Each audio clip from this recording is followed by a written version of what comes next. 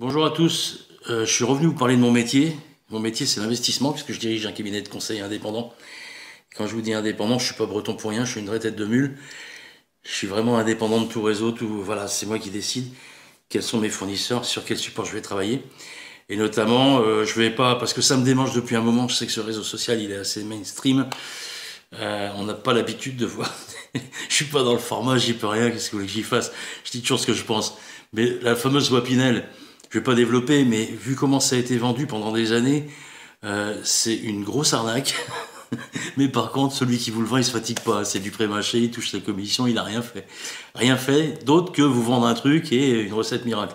Allez voir sur ma chaîne YouTube, vous avez pas mal d'exemples que j'ai décortiqués. Il y a plein d'autres trucs où je parle de mon métier, mais notamment ça faisait un moment que ça me démangeait, il fallait que ça sorte. Donc bon, je vais me faire mal voir par certains.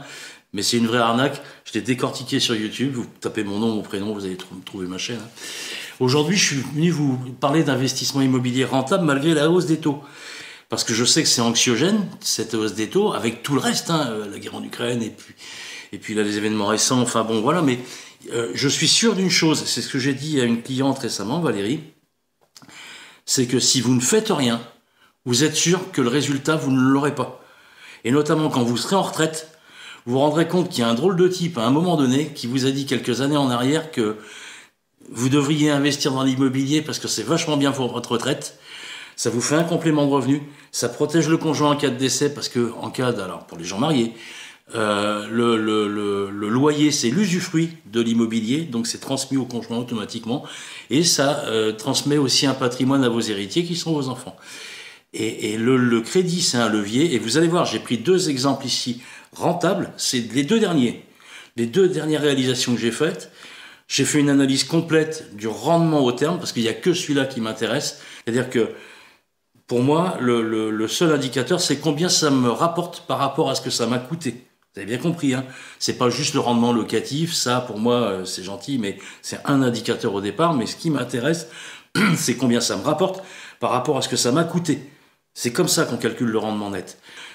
Les chiffres que vous allez voir dans le comparatif, là, dont je vais vous parler, sont des chiffres exacts. J'ai fait des études détaillées, chiffrées sur chacun des supports que je peux vous transmettre si vous le souhaitez par mail. Pas de problème, parce que j'ai retiré le nom des clients. Là, j'ai comparé quoi? J'ai comparé le dernier T2 que j'ai vendu parce que je suis parti sur un T2 parce que ma cliente, je l'ai comparé à un T4 en colocation, donc c'est aussi une de mes réalisations. Tout ça, c'est du vrai. Et vous allez voir le détail, je suis rentré vraiment dans le détail. Mais ma cliente, la colocation, ça l'inquiétait un peu.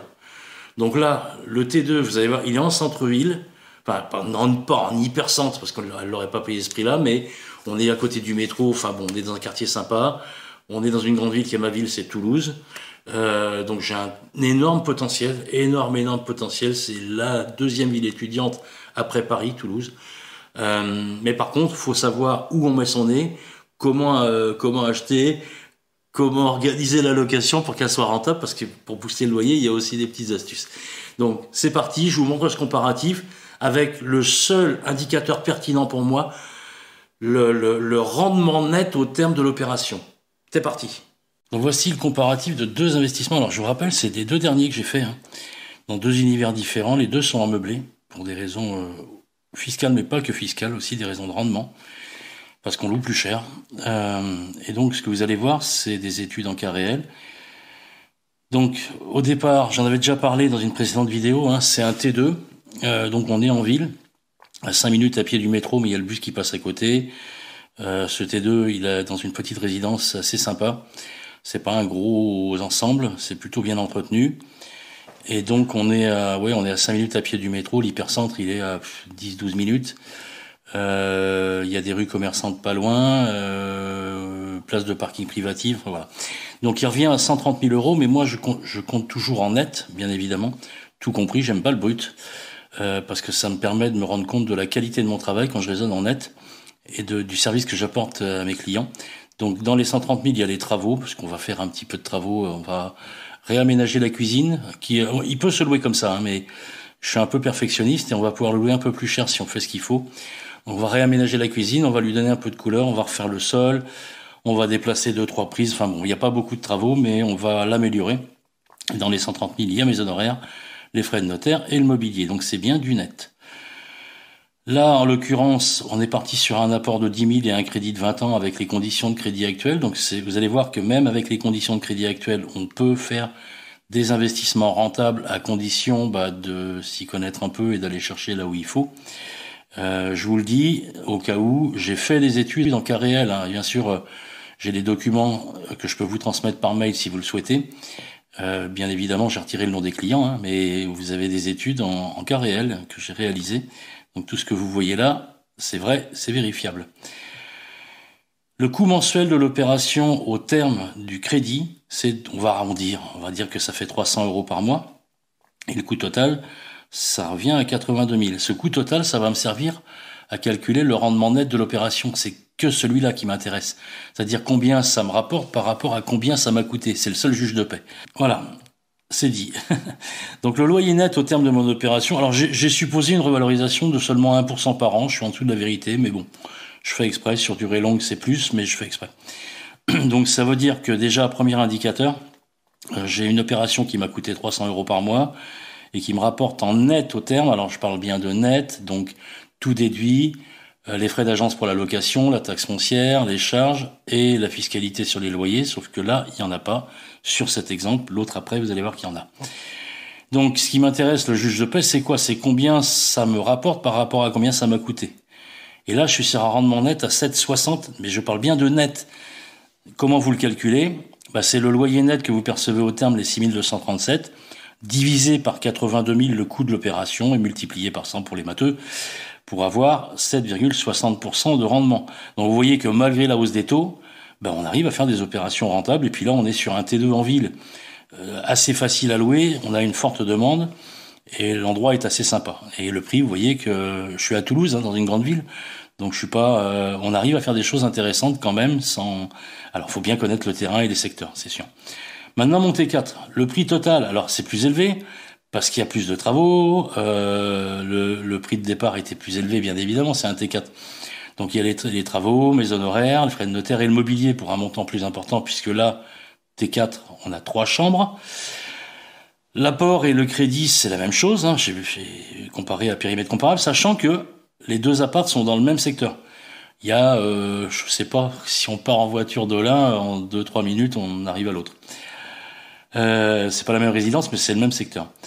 J'ai volontairement retiré 4 loyers par an, parce que pour tenir compte du turnover, il y en a un peu plus en colocation. Ensuite, le coût mensuel, on est sur une opération plus rentable. Il y a 3 loyers au lieu d'un, même si le montant des loyers est inférieur à celui l'unitaire de mon T2, mais au global, on a plus de rendement.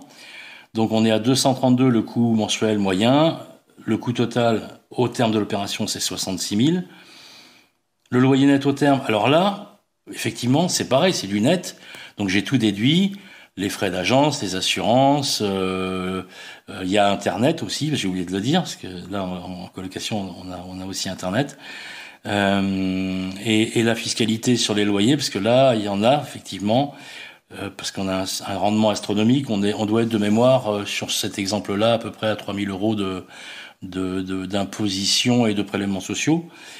Mais voyez la différence, on a un coût mensuel de 200, allez, on va arrondir à 250 et on est à presque 700 de loyer net au terme.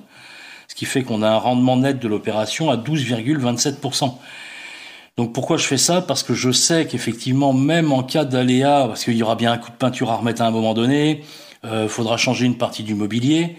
Mais imaginez la fusée que c'est, que ça soit à gauche ou à droite, d'ailleurs le T2 c'est pareil, il y aura moins d'aléas sur le T2, mais on arrive malgré la hausse des taux de crédit à des rendements très intéressants et qui vous seront très utiles, ce genre d'investissement, pour votre retraite. Vous devriez m'écouter, je vous assure. Voilà, j'espère que ça vous fait réfléchir. Si vous voulez me contacter, vous pouvez me contacter ici par messagerie sur ce réseau social, mais aussi par mail, vous l'avez juste en dessous. Mais c'était juste pour vous faire réfléchir sur le fait que l'investissement immobilier, malgré la hausse des taux, quand on fait bien ce qu'il faut, c'est rentable. Voilà. Il est temps que je m'arrête, vous voyez. Et puis, j'essaierai de vous parler de mon métier sous d'autres aspects, mais c'est vraiment multifactoriel, mon métier. Au revoir.